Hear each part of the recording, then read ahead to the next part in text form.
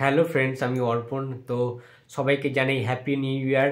আর new ইয়ারটা খুব ভালো করে কাটাও, খুব এনজয় করো। আমার চ্যানেলের ভিডিওগুলো আরও বেশি বেশি করে তোমরা দেখতে থাকো, আরও সাবস্ক্রাইব করো, সমস্ত বন্ধুদের কাছে ছড়িয়ে দাও। অ্যান্ড আমার চ্যানেল যাতে আরও বেশি বড় জায়গায় যায়, সেই কারিগরটা কিন্তু তোমরাই অ্যাকচুয়ালি। তো আমার সমস্ত সাবস্ক্রাইবারদেরকে, সমস্ত ভিউয়ার্সদেরকে হ্যাপি নিউ ইয়ার জানাচ্ছি। এবং আজকের ভিডিওটা খুবই ইন্টারেস্টিং হতে চলেছে, তার কারণ তোমরা সবাই আমায় রিকোয়েস্ট করেছো যে অর্পণদা, সমস্ত ইউটিউব রিভিউয়াররা লাস্ট বছরের অর্থাৎ 2024 সালের টপ 5 লিস্ট, টপ 10 লিস্ট বের করছে, টপ 10 মুভি। তো তুমি একটা এরকম কিছু ভিডিও বানাও। তো সবার কথা মতোই আমি আজকে এই ভিডিওটা বানাচ্ছি বছরের শুরুতেই, যে লাস্ট ইয়ারের অর্থাৎ 2024 সালের যে কটি সিনেমা রিলিজ হয়েছিল, যে কটা বাংলা সিনেমা ইনফ্যাক্ট, সেই বাংলা সিনেমার মধ্যে টপ 5 লিস্টে আমি কোন কোন সিনেমাগুলোকে রাখতে চাই। একদম অনেস্টলি আজকে বলবো এই ভিডিওতে যে কোন সিনেমাগুলো আমার লিস্টে রয়েছে। তোমাদের লিস্টে নাও থাকতে পারে, তোমরা একটু মিলিয়ে দেখতে পারো তোমার সাথে আমার লিস্ট কতটা মিলেছে। তো স্টার্ট করা যাক ভিডিওটা। তো দেখো, ফার্স্ট 1 নম্বরে যে, সরি 4 থেকে 1-এ যাচ্ছে মিস, ঠিক আছে, মানে 5 থেকে 1-এ। তো 5 নম্বরে যে মুভিটাকে আমি রাখবো, সেই মুভিটার নাম হচ্ছে চালচিত্র।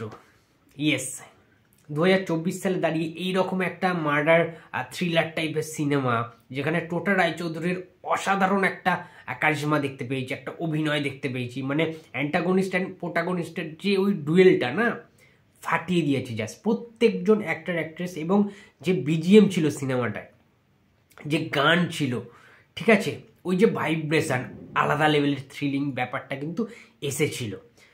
তো চালচিত্র 5 নম্বরে অবশ্যই থাকবে। আচ্ছা, 4 নম্বরে কী সিনেমা থাকবে? 4 নম্বরের জন্য আমি দুটি সিনেমাকে রেখেছি। এক হচ্ছে বুমেরাং এবং দ্বিতীয় হচ্ছে খাদান। ইয়েস, এখন দুটো সিনেমা রাখার মানেটা হচ্ছে দুটো সিনেমায় কমার্শিয়াল দিক থেকে না দারুণ একটা বুস্ট আপ দিয়েছে ইন্ডাস্ট্রিকে। 2024 সালে দাঁড়িয়ে এইরকম বুমেরাংটা full of comedy, full of mainstream ছবি, নতুনত্ব একটা ছিল, সিনেমার বাইকের ইউজ ছিল, জিদ্দার একটা অন্য ধরনের একটা হাটকে টাইপের অ্যাক্টিং ছিল, যে অ্যাক্টিংটা জিদ্দা ফার্স্ট টাইম করেছিল। সেক্ষেত্রে সৌভিক কুণ্ডু পরিচালিত এই বুমেরাংকে আমি এগিয়ে রাখবো, যেখানে জিদ্দা, রুক্মিণী অসাধারণ তাদের কিন্তু অভিনয় দেখা গিয়েছিল। এবং খাদান, দেবদা অন্য জনরায় ফিরেছেন। খাদানে দেবদা, যিশুদা জাস্ট ফাটিয়ে দিয়েছেন। সমস্ত পুরনো দিনের ভিলেনগুলো ফিরে এসছে খাদানে, সুমিত গাঙ্গুলি থেকে শুরু করে, রাজাদা থেকে শুরু করে প্রত্যেকে। এবং দুর্দান্ত লেভেলের একটা কিন্তু মার কাটারি সিনেমা ছিল, একদম গ্রাম বাংলার ছোঁয়া ছিল, ভালো ভালো কিছু গান ছিল। অ্যান্ড যে গ্র্যান্ডারে করা হয়েছিল সিনেমাটা, খাদানকে রাখতে হবে এবং বক্স অফিস কাঁপাচ্ছি। সেই অনুযায়ী 4 নম্বরে কিন্তু বুমেরাং এবং খাদানকে আমি রাখছি। 3 নম্বরে যে ছবিটি থাকছে আমার তালিকায়, সেই ছবিটির নাম হচ্ছে কৌশিক গাঙ্গুলি পরিচালিত অযোগ্য, যেখানে অভিনয় করেছিলেন প্রসেনজিৎ চট্টোপাধ্যায়, ঋতুপর্ণা সেনগুপ্ত এবং শিলাজিৎ মজুমদার। তো অযোগ্য সিনেমাটা একটা নতুনত্ব গল্প ছিল, এবং সেই পুরোনো দিনের জুটি, সেই ভালোবাসার জুটি, বাংলার সবচেয়ে সাকসেসফুল জুটি, উত্তম সুচিত্রার পরে যে জুটিকে স্থান দেওয়া হয়েছে, প্রসেনজিৎ ঋতুপর্ণা আবারও কামব্যাক করেছে বড় পর্দায়। এবং একটা অন্য ধরনের একটা ম্যাচিওর লাভ স্টোরি আমরা দেখতে পেয়েছি। এবং প্রত্যেকটা গান অযোগ্যতে সুপার টুপার হিট হয়েছিল। গল্পটা দুর্দান্ত ছিল, চোখে জল চলে এসেছিল। মানে বহুদিন ধরে কিন্তু অযোগ্য বক্স অফিসে বিজনেস করেছিল। ব্লকবাস্টার একটা সিনেমা কিন্তু 2024-এর অযোগ্য, এটাই বলাই বাহুল্য। 2 নম্বরে দুটি সিনেমা রাখছি আমি আমার লিস্টে, টপ 2-এ। এক হচ্ছে বহুরূপী, আর 2 হচ্ছে সন্তান। বহুরূপীকে রাখলাম তার কারণে মেন স্ট্রিম কমার্শিয়াল দিক থেকে দাঁড়িয়ে বহুরূপী সিনেমাটা একটা অনন্য একটা নজির গড়েছে, একটা বক্স অফিসের তুলকালাম বাঁধিয়ে দিয়েছিল। এবং সেইভাবে দেখতে গেলে একটা জিনিস কিন্তু মানতেই হবে বন্ধুরা, আমি জানি না তোমরা একমত হবে কিনা, যে শিবপ্রসাদ নন্দিতাদি যে ফ্যামিলি ড্রামা করতো না, সেই ঘরানাটা থেকে টোটালি একটা অন্য লেভেলের খেলা খেলে দিয়েছে আবির চ্যাটার্জিকে নিয়ে। মানে শিবপ্রসাদ মুখার্জি নিজে যে অ্যাক্টিংটা করেছেন, জুতোর গলা মালায় দিয়ে হোক, কিংবা ওই যে অ্যাক্টিংগুলো বহুরূপী সাজে হোক, আউটস্ট্যান্ডিং অ্যাক্টিং করেছেন শিবপ্রসাদ মুখার্জি। একজন অসাধারণ পরিচালক যেমন শিবপ্রসাদ মুখার্জি, তেমন কিন্তু শিবুদা একজন অসাধারণ অভিনেতাও। সেটা আবারও প্রমাণ হয়ে গেছে। সেটা আমি, রামধনু, মুক্তিধারা, অনেক সিনেমা, কণ্ঠর মতো সিনেমা আমরা শিবপ্রসাদকে দেখেছি, বাট বহুরূপী জাস্ট ফাটিয়ে দিয়েছেন। বহুরূপী থাকছে এবং সন্তান থাকছে 2 নম্বরে, ঠিক আছে। সন্তানকে রাখছি তার কারণ রাজ চক্রবর্তীর একটা হচ্ছে কাজ, এইরকম ধরনের কাজ এই ফার্স্ট টাইম ইমোশনাল দিক থেকে, এবং মিঠুন চক্রবর্তী, ঋত্বিক চক্রবর্তীর অসাধারণ ট্রিমেন্ডাস অ্যাক্টিং, শুভশ্রী গাঙ্গুলির অসাধারণ অভিনয়। সন্তান আমার মনে হয় টু গুড সিনেমা। রাজ চক্রবর্তীর এরকম এসবিএফের সাথে কোলাবোরেশন আউটস্ট্যান্ডিং। তো উইন্ডোজ থেকে বহুরূপী এবং এসবিএফ থেকে সন্তান টপ 2-তে আমি কিন্তু রাখছি এই দুটো সিনেমাকে একসাথে 2 নম্বরে। 1 নম্বরে যে সিনেমাটাকে আমি রাখতে চলেছি সেই সিনেমাটার নাম,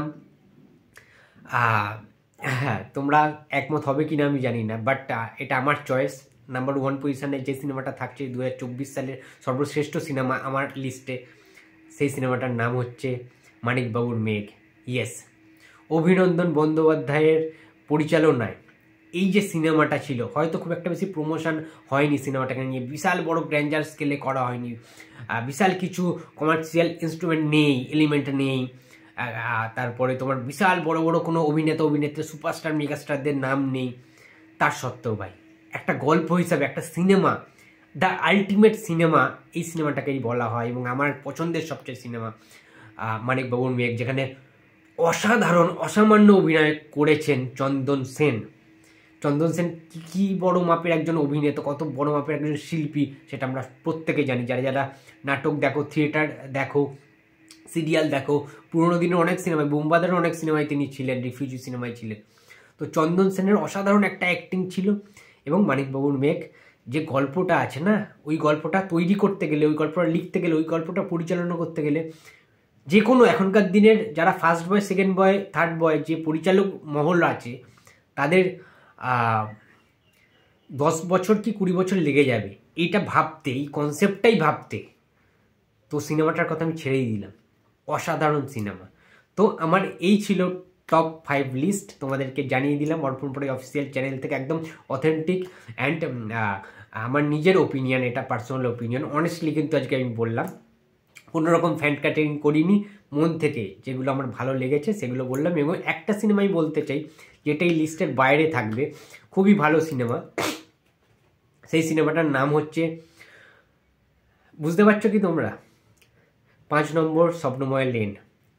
ইয়েস, এই সিনেমাটাকে আমি টপ 5-এ রাখছি না, বাট এই সিনেমাটার অনেক কিছু করার ক্ষমতা রয়েছে। এই সিনেমাটা অন্যতম শ্রেষ্ঠ সিনেমা হিসাবেই থেকে যাবে কিন্তু এই সালে, 2024 সালে লাস্ট যে ইয়ারটা গেছে। মানসী ম্যামের অসাধারণ একটা বোনা একটা কাহিনী, একটা গল্প, উত্তর কলকাতার একটা একান্নবর্তী পরিবারের গল্প, যেভাবে তিনি বলেছেন গল্পটা তার সিনেমার মাধ্যমে।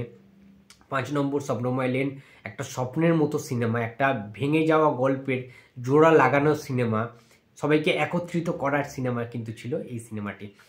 তো বন্ধুরা, আজকের ভিডিওটা এই অবধি থাকলো। তোমাদের লিস্টের সাথে কি আমার লিস্ট মিলেছে সেটা অবশ্যই কমেন্ট বক্সে জানাতে ভুলো না। ভিডিওটা ভালো লাগলে প্লিজ লাইক করো, কমেন্ট করো, শেয়ার করতে ভুলো না। চ্যানেলে যদি নতুন হয়ে থাকো তো প্লিজ সাবস্ক্রাইব করে দিও। তো দেখা হচ্ছে আবার পরের ভিডিওতে। তো টাটা।